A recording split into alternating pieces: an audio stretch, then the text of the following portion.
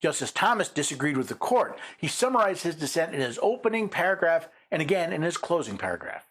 The government asked this court just last term to rewrite statutory text so they could regulate semi-automatic weapons as machine guns. That's Garland versus Cargill. We declined to do so. The government now asks us to rewrite statutory text so that it can regulate weapons parts kits. This time the court obliges. I would not. The statutory terms frame and receiver do not cover the unfinished frames and receivers contained in weapons parts kits, and weapons parts kits themselves do not meet the statutory definition of firearm. That should end the case.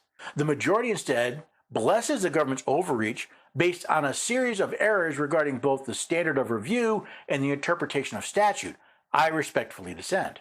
Justice Thomas points out that just last term, the court declined to allow the ATF to rewrite the law.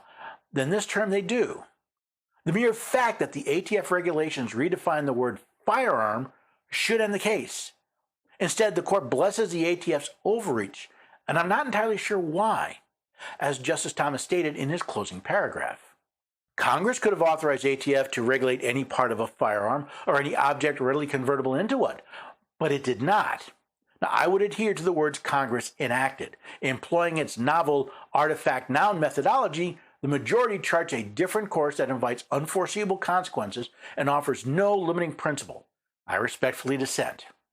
As Justice Thomas pointed out, Congress could have authorized the ATF to regulate any part of a firearm, but they did not. By ignoring the law, the Supreme Court has opened up a myriad of unintended consequences, most of which we won't know until it's too late. Justice Alito also wrote a dissent, but for mostly technical reasons.